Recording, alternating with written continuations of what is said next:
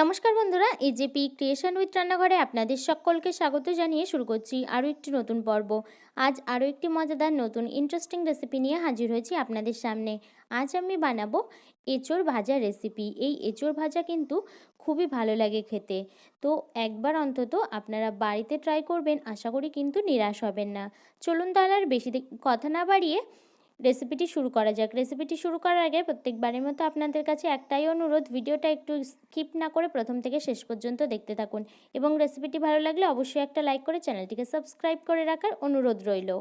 রেসিপিটি বানানোর জন্য আমি এখানে এঁচোড় কেটে ধুয়ে পরিষ্কার করে রেখেছি। তারপর আমি এখানে রেসিপিটি বানানোর জন্য কড়াইতে তেল গরম হতে বসিয়ে দিয়েছিলাম। তেলটা কিন্তু আমার গরম হয়ে গেছে। ফোড়নের জন্য দিয়ে দিলাম শুকনো লঙ্কা। তারপর কেটে ধুয়ে রাখা এঁচোড়টাও কিন্তু আমি দিয়ে দিলাম। ঝালের জন্য দিয়ে দিচ্ছি কয়েকটা চেরা কাঁচা লঙ্কা।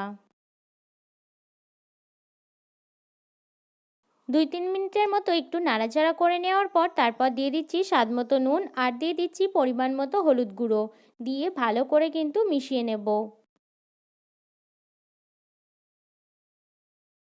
এরপর দিয়ে দিচ্ছি গ্রেট করা আদা। এখানে আমি একটা গ্রেটার নিয়ে নিয়েছি, সেই গ্রেটারের সাহায্যে গ্রেট করে কিন্তু আদা দিয়ে দিলাম।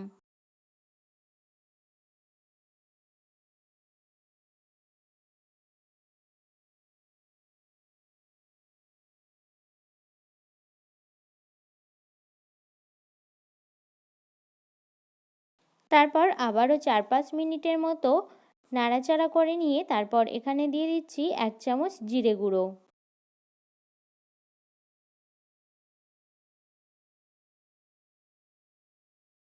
দিয়ে দিচ্ছি সামান্য একটু চিনি।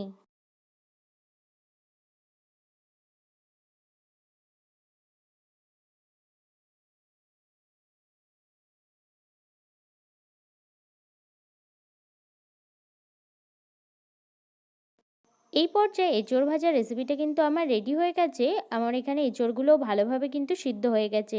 এই পর্যায়ে আমি একটু সামান্য গরম মশলা ছড়িয়ে দেব, ছড়িয়ে কিন্তু নামিয়ে নেব। এই পর্যায়ে এঁচোড় ভাজা রেসিপিটা কিন্তু আমার রেডি হয়ে গেছে। এটা খেতে কিন্তু দুর্দান্ত লাগে। আপনারা অবশ্যই বাড়িতে ট্রাই করে দেখবেন, আশা করি খুব ভালো লাগবে। আর আমাকেও কিন্তু কমেন্টে জানাতে ভুলবেন না।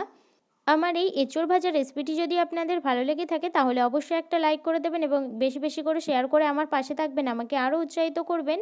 আর আপনি যদি আমার চ্যানেলে নতুন বন্ধু হয়ে থাকেন এবং আরও নিত্য নতুন ইন্টারেস্টিং মজাদার রেসিপির আপডেট পেতে চান তাহলে প্লিজ আমার চ্যানেলটিকে সাবস্ক্রাইব করে পাশে থাকা বেল আইকনটি প্রেস করে অল নোটিফিকেশন অন করে রাখবেন, যাতে সমস্ত ভিডিওর আপডেট আপনি ঠিক সময় পেয়ে যান।